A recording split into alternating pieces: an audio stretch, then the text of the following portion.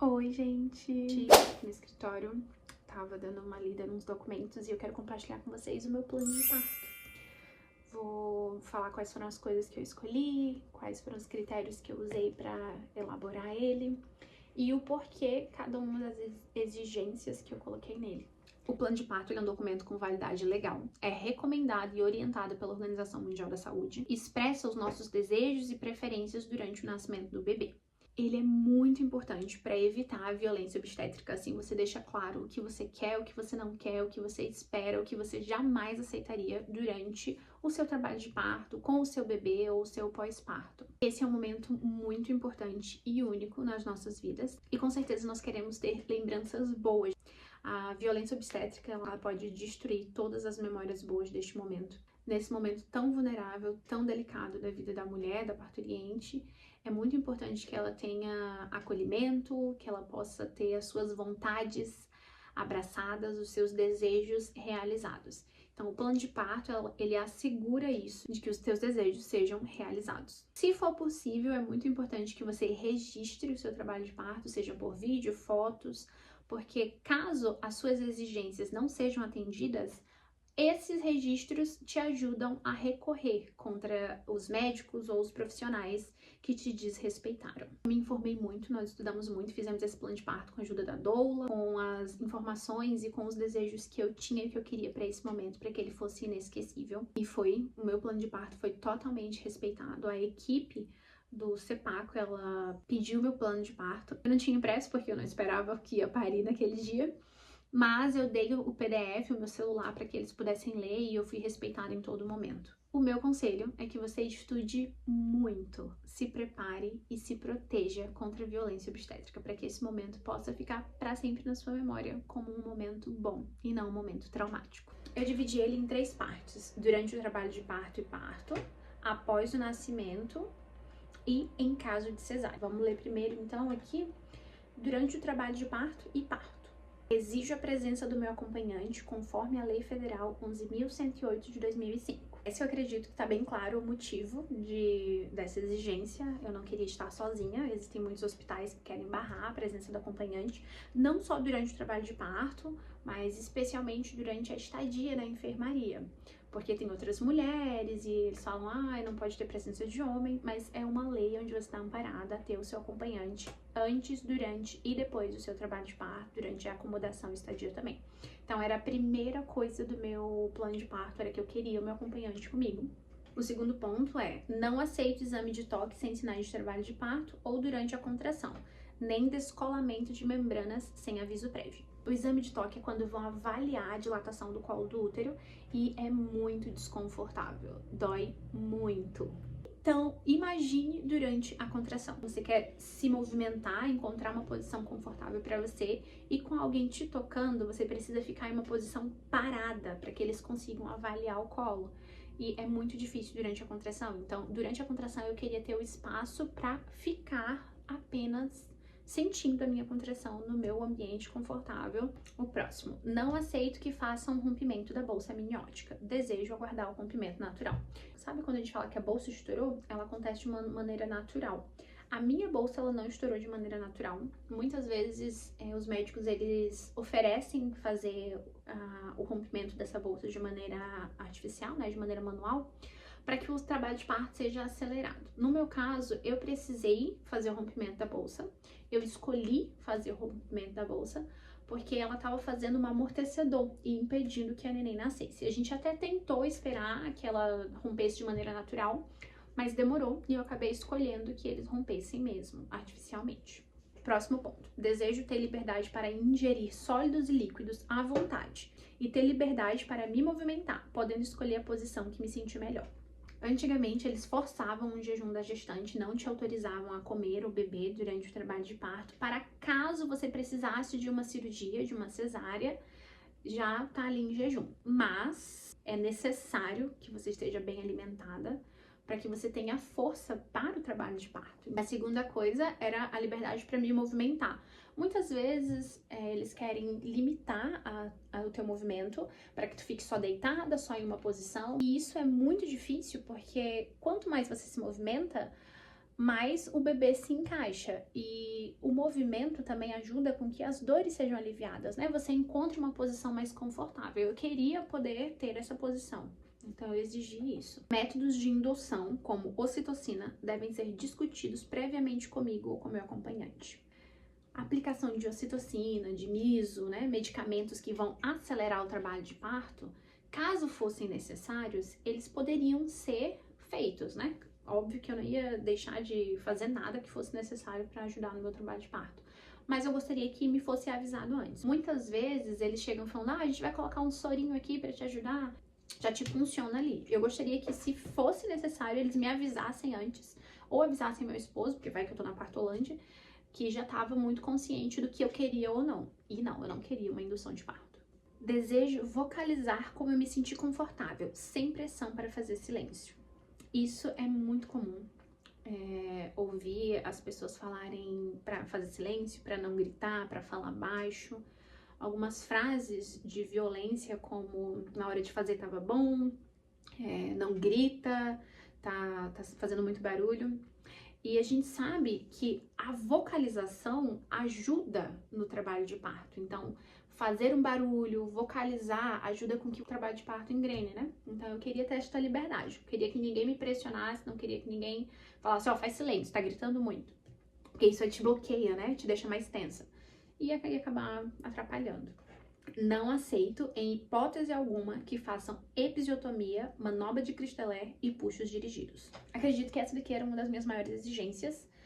Eu vou falar sobre cada um desses pontos. Primeiro, sobre episiotomia. É aquele pique, um cortezinho para facilitar a passagem. Muitas vezes, quando tá ali no momento expulsivo, o médico vai lá e corta o períneo, o espaço entre a vagina e o ânus, para que o bebê passe mais facilmente. No entanto, isso é muito prejudicial. Afinal, eles estão te mutilando, né? É algo que é totalmente desnecessário. Eu sabia que se houvesse uma laceração natural, se meu corpo rasgasse naturalmente, era muito melhor do que de uma maneira artificial, com uma tesoura. Porque é contra as fibras, é muito mais difícil para cicatrização. E foi exatamente o que aconteceu. Eu tive uma laceração natural de 2º grau. E eu, inclusive, em 7 dias eu estava 100% recuperada, o que seria impossível se fosse uma episiotomia, um corte feito pelo próprio médico. Então, eu preferia que meu corpo, de maneira natural, ele rasgasse do que o médico me cortasse.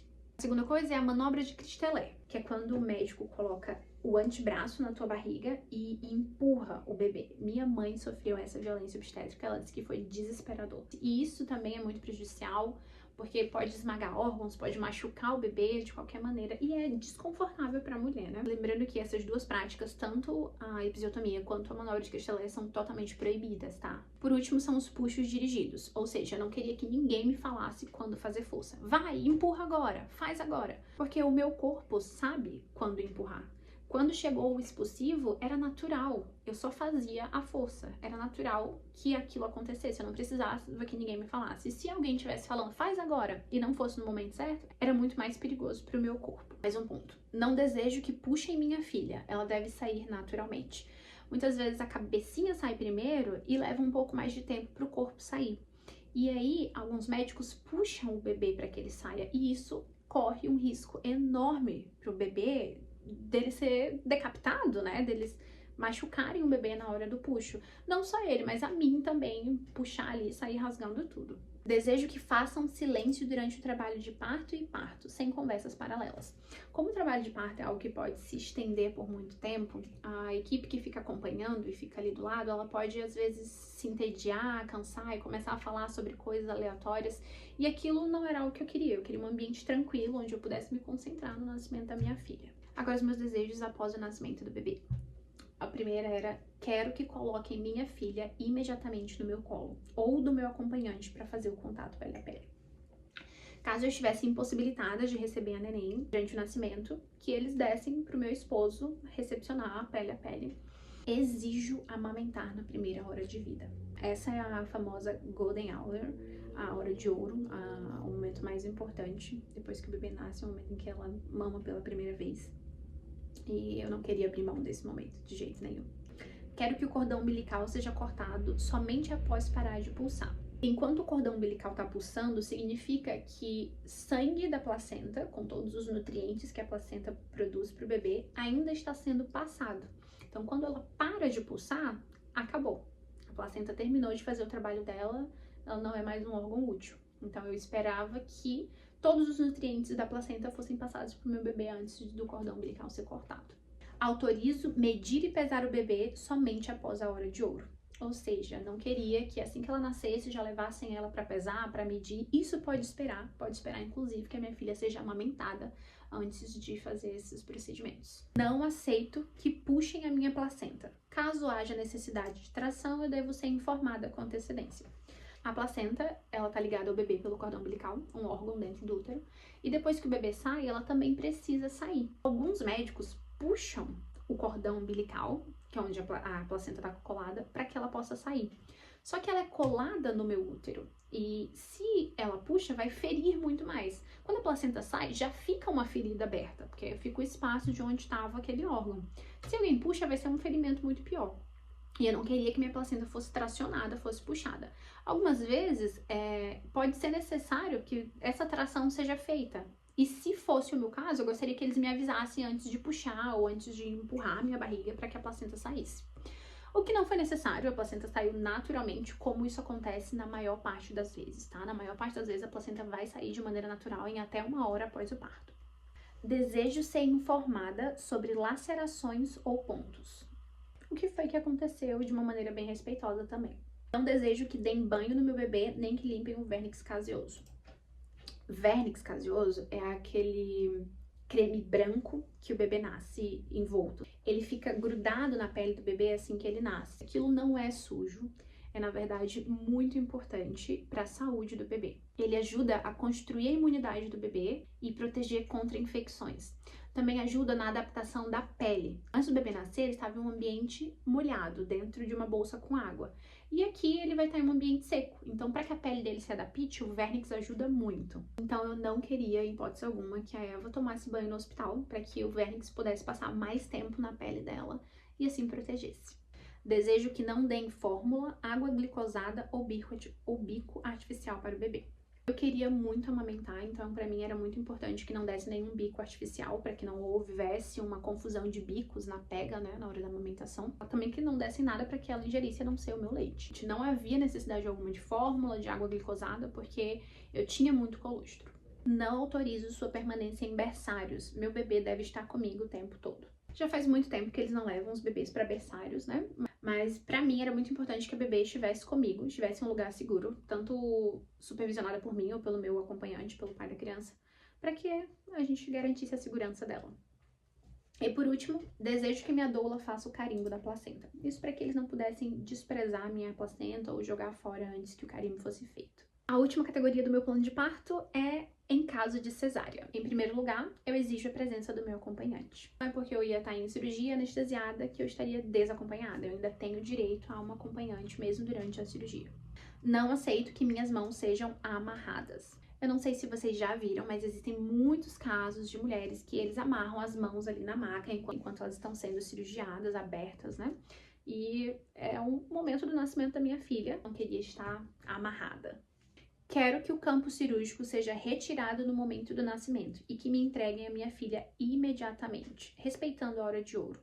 Caso eu não esteja apta para segurar o bebê, deve ser entregue automaticamente para meu acompanhante. O campo cirúrgico é aquela tela verde que eles colocam entre o rosto da mãe e o procedimento em que os médicos estão fazendo, para não ver o sangue, a barriga aberta, né?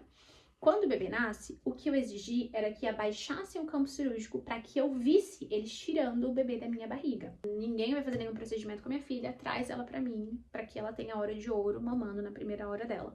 Se eu tô incapaz de receber por causa de anestesia ou algo do tipo, o meu acompanhante vai receber ela. O próximo ponto é que eu preciso ser informada previamente sobre qualquer procedimento a ser realizado comigo. Se eles vão me dar um medicamento, se eles vão abrir, se eles vão costurar, se eles vão... Qualquer coisa que vai ser feito, eu preciso ser informada. Ou a mim, ou ao meu acompanhante. Desejo um ambiente silencioso, sem conversas paralelas, que o ar-condicionado seja desligado e que o ambiente tenha luz baixa. É uma cirurgia, mas ainda é a cirurgia que vai trazer a minha filha para a Terra. Então, eu gostaria que fosse um ambiente acolhedor. Todas exigências era para que eu me sentisse confortável durante esse momento. Desejo aguardar o cordão umbilical parar de pulsar para cortar e amamentar enquanto fecho a incisão cirúrgica.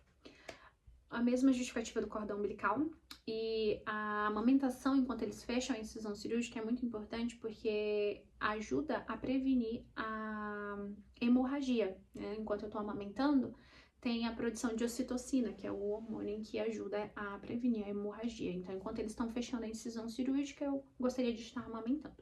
Não autorizo nenhum teste ou exame no meu bebê sem a presença do acompanhante. Eu não ia poder estar presente, né? Mas o acompanhante estaria lá para manter a segurança. Desejo que tire fotos e desejo a presença da doula. Eu vou deixar para vocês esse documento do meu plano de parto na descrição, para que assim vocês possam ler, se inspirar e fazer o próprio plano de parto de vocês. Eu espero que ajude e que vocês possam ter uma boa hora, que seja um momento respeitoso, acolhedor e inesquecível. Eu também desenvolvi um documento com todas as informações sobre violência obstétrica e com orientações para desenvolver o seu próprio plano de parto com suas exigências pessoais. Se você desejar, entre em contato comigo que eu posso te enviar, tá bom? Se você gostou desse vídeo e dessas dicas, se inscreva no canal, compartilha com seus amigos e fica aqui para os próximos vídeos. Um beijo e até o próximo.